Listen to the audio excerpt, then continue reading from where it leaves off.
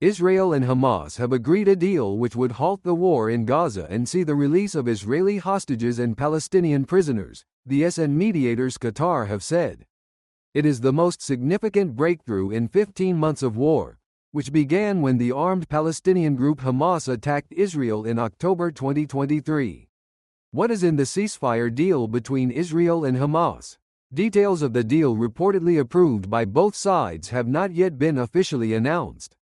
As it stands, a completed deal would see the war in Gaza stop, an exchange of hostages and prisoners, the withdrawal of Israeli troops and return of displaced Palestinians. Hamas seized 251 hostages when it attacked Israel in October 2023. It is still holding 94 captive, although Israel believes that only 60 are still alive. Israel is expected to release about 1,000 Palestinian prisoners, some jailed for years, in return for the hostages. How would the ceasefire work? This ceasefire is expected to happen in 3 stages, and while both sides are now said to have agreed to it, Israel's security cabinet and government will need to approve the deal before it can be implemented. Qatari Prime Minister Sheikh Mohammed bin Abdul Rahman Al Thani said the agreement would come into effect on Sunday should it be approved. Here is what is understood to be in the deal. First stage: the first stage would last 6 weeks and see a full and complete ceasefire, as President Joe Biden said as he confirmed a deal had been reached on Wednesday. Hostages in Gaza and Palestinian prisoners in Israel would be freed, and Gazans who have been displaced allowed to start returning home. A number of hostages, held by Hamas, including women, the elderly and the sick, would be released in exchange for hundreds of Palestinian prisoners, Biden said. He did not specify how many hostages would be released during this first stage, but Qatar's Al Thani told a news conference on Wednesday that it would be 33. Israeli government spokesman David Mencer previously said most but not all of the 33, which include children, were thought to still be alive.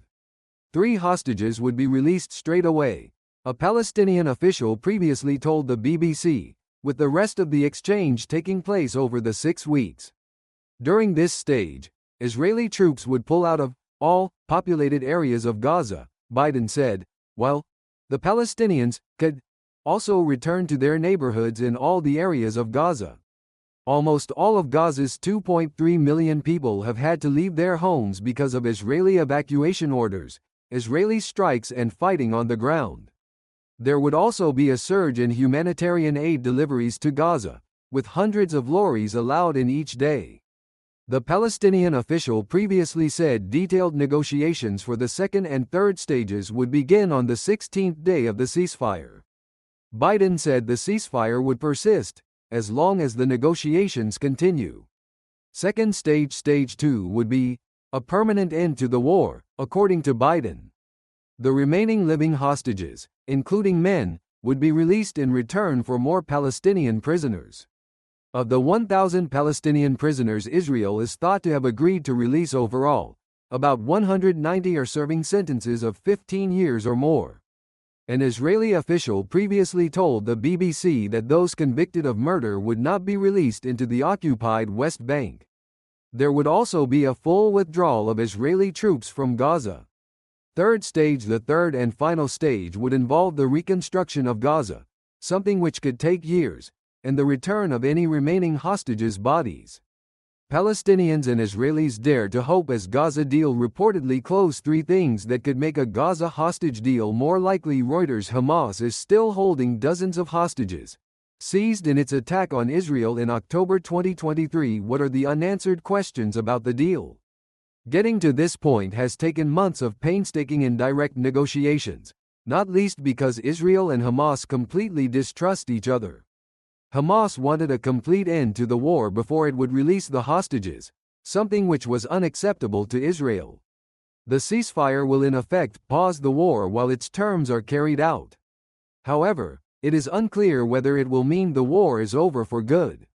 One of Israel's key war aims has been to destroy Hamas's military and governing capabilities.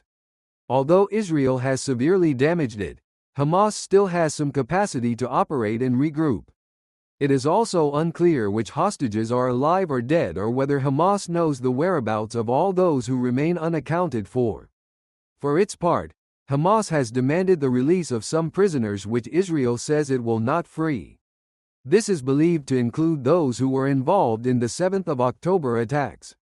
It is also not known whether Israel will agree to pull out of the buffer zone by a certain date, or whether its presence there will be open-ended. Any ceasefire is likely to be fragile. Ceasefires between Israel and Hamas, which have halted previous wars, have been shaken by skirmishes and eventually broken down. The timetable and complexity of this ceasefire means even a small incident could turn into a major threat. What happened on the 7th of October 2023 and what has happened in Gaza? Hundreds of Hamas-led gunmen launched an unprecedented attack on southern Israel, bursting through the border fence and targeting communities, police stations and army bases.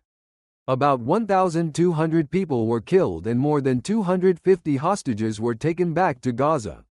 Hamas also fired thousands of rockets into Israel. Israel responded with a massive military campaign, first by air and then a ground invasion. Since then, Israel has attacked targets across Gaza by land, sea and air, while Hamas has attacked Israel with rockets. Israel's offensive has devastated Gaza and led to severe food shortages, with aid struggling to reach those most in need.